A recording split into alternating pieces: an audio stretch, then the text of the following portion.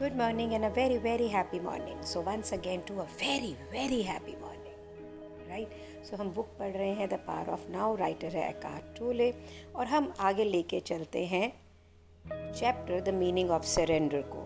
सो यहाँ पर page number 175 पे हेडिंग है from mind energy to spiritual energy.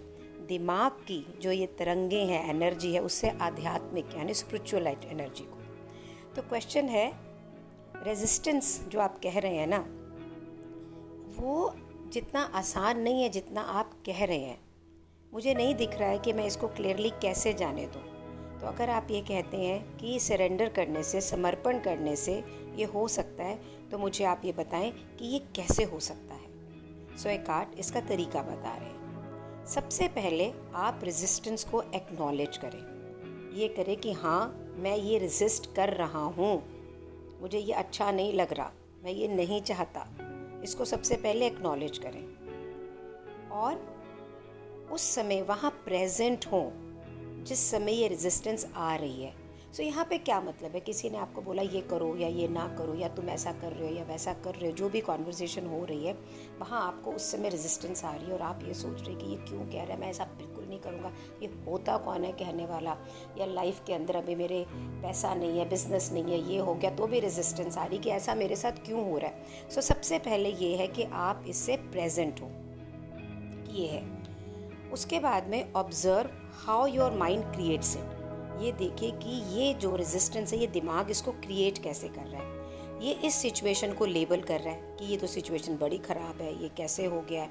ये अपने आप को भी लेबल कर रहा है, आप भी, ये मेरे को बेचारा समझता है, ये मुझे से बेवकूफ़ समझता है, मैं किस लायक ही नहीं हूँ कि मैं ये कुछ कर सकूँ, मैं कुछ कर ही नहीं सकता. ये अपने आप को लेबल कर रहा है, सिचुएशन को कर रहा है. फिर दूसरों को लेबल कर रहा है कि ये है कौन मुझे ऐसे बोलने वाला. हाँ, ये बड़ा है तो इसका मतलब ये थोड़ी, या ये छोटा है तो इसका मतलब ये थोड़ी है. सो दूसरों को भी लेबल कमीना है, बुरा है, बेवकूफ़ है, इसे मालूम नहीं है. सो ये देखिए कि इस समय ये कितने सोच का जो प्रोसेस है ये ना इसमें इन्वॉल्व है. और जब ये सब कुछ इन्वॉल्व है तो आपकी एनर्जी कैसी है इस समय, आपकी इमोशंस कैसी हैं, भावनाएं कैसी हैं, बॉडी में कैसे फील हो रहा है.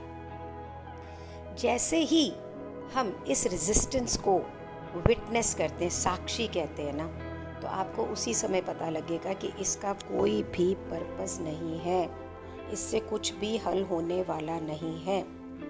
उस समय जब आपका चेतनता, आपकी अटेंशन उस पल में होगी ना, नाव में होगी, तो उसी समय जितनी भी अनकॉन्शियस रेजिस्टेंस है, जो ये अचेतन मन की रेजिस्टेंस है, ये कॉन्शियस हो जाएगी और वहीं पर ये ख़त्म हो जाएगी. ये पॉसिबल नहीं है कि आप अपनी अनकॉन्शियस हो, मीन्स आप इस के प्रति जैसे ही कॉन्शियस होंगे ना कि ये, जैसे ही आप कॉन्शियस होंगे आप अनहैप्पी हो ही नहीं सकते. कॉन्शियसनेस के साथ में नेगेटिविटी हो ही नहीं सकती. नेगेटिविटी जिसको हम नकारात्मकता कहते हैं, ना खुशी, खुश ना होना, सफरिंग जितना भी है ना, इसका मतलब यही है कि ये रेजिस्टेंस के साथ ही है. और रेजिस्टेंस तभी होती है जब हम अचेतन होते हैं, हमें ये पता ही नहीं होता कि हमारे साथ क्या हो रहा है.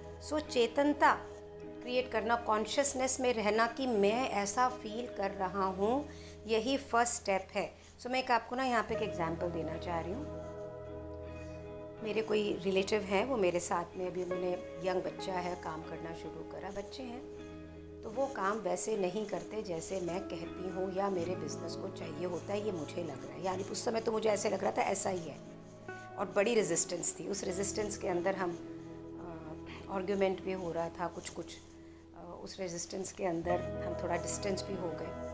So while reading this book and also reading secrets, मैंने अपने आप को बैठ के और सब सोचा, और मैंने ये रियलाइज़ करा कि मेरी ज़िंदगी जो एक 60 इयर्स पे एज अ बिज़नेस ओनर और एक ज़िंदगी जो 22 इयर्स पे है, उसमें बहुत बड़ा फ़र्क है.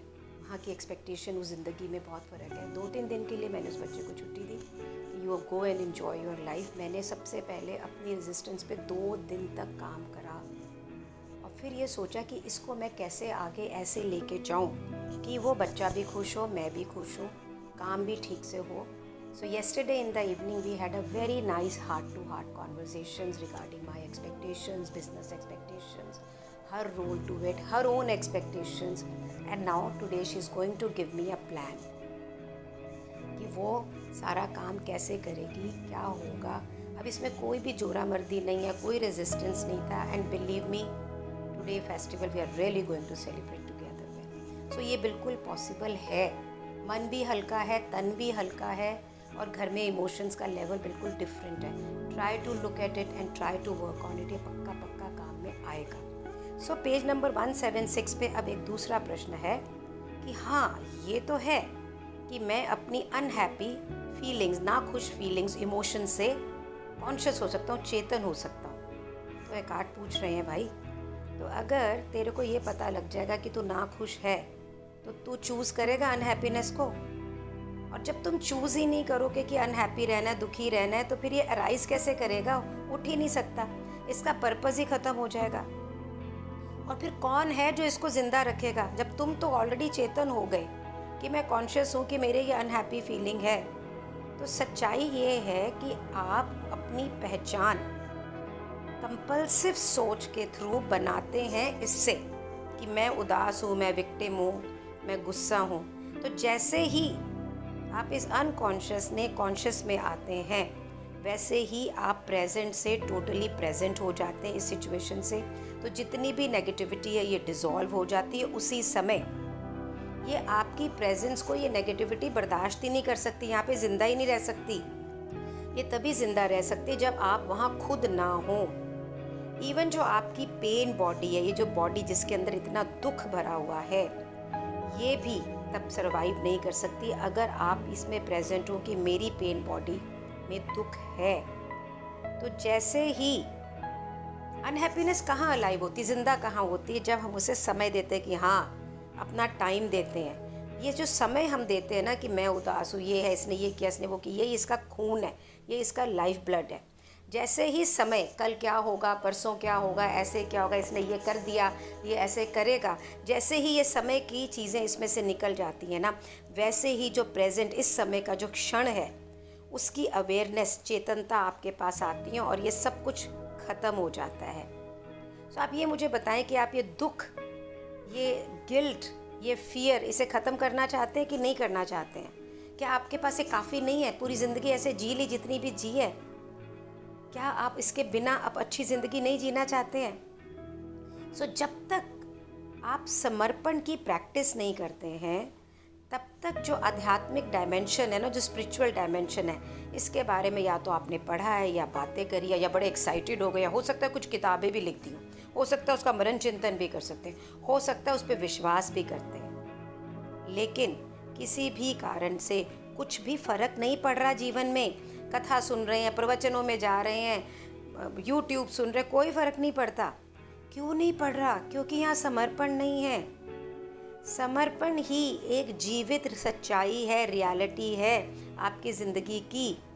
जैसे ही आप समर्पण करते हैं तो जो एनर्जी आप में उत्पन्न होती है ना, जो एमिनेट होती है, जो निर्गत होती है ना, ये आपकी ज़िंदगी को एक बहुत हायर वाइब्रेंसी में लेके जाती है, हायर तरंगों में लेके जाती है। यहाँ पे जो आपके दिमाग की एनर्जी है वो बिल्कुल फ़र्क हो जाती है।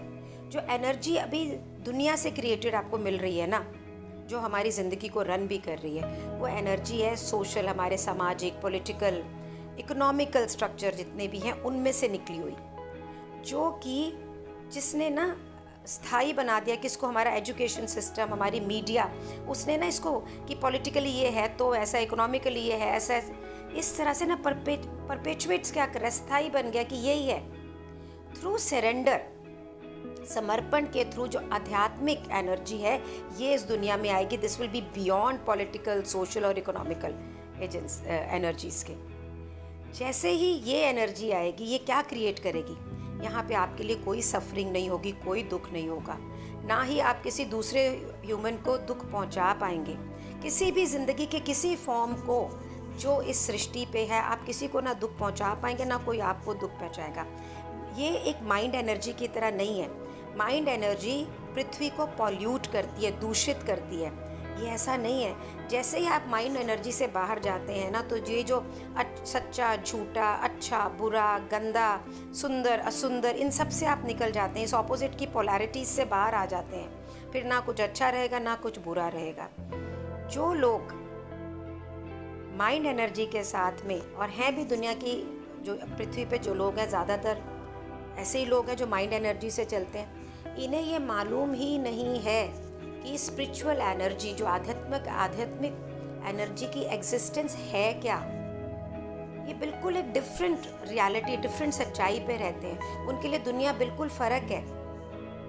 जिस समय बहुत सारे लोग मिलकर, सफिशेंट, काफ़ी सारे लोग मिलकर समर्पण करेंगे अपनी किसी भी अवस्था को, जिस समय वो उस फ्री होंगे उस नेगेटिविटी से, तभी पृथ्वी सरवाइव करेगी और उसमें ऐसी एनर्जी आएगी जिसे आप इनहेबिट करना चाहेंगे, वहाँ आप रहना चाहेंगे। सो जो जीसस ने, उसने इस एनर्जी के बारे में भविष्यवाणी करी, उपदेश दिया है ऑन द माउंट।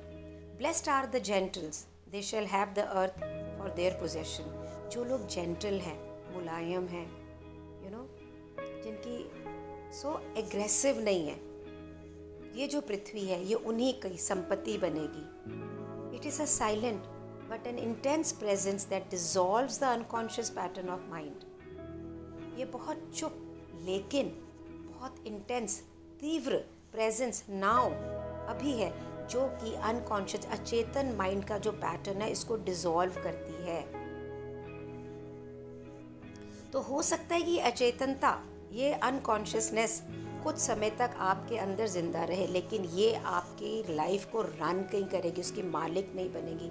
एक्सटर्नल जो कंडीशंस हैं, हो सकता है आप अभी भी उसको कुछ रेजिस्ट करेंगे, लेकिन तब भी आपकी टेंडेंसी होगी कि आप इसे शिफ्ट कर दें और ये बहुत जल्दी से डिज़ोल्व हो जाएगी सरेंडर के थ्रू। इट्स अ प्रैक्टिस, जैसे जैसे आप करोगे वैसे वैसे ही होगा। ये बहुत ही पावरफुल ट्रांसफॉर्मर है जो कि हम लोगों की, मनुष्य की सिचुएशंस को बदलता है। अगर कंडीशंस, हालात इमीडिएटली नहीं बदलते हैं तो आपकी एक्सेप्टेंस, आपका उसको एक्सेप्ट करना of now enables you to rise above them।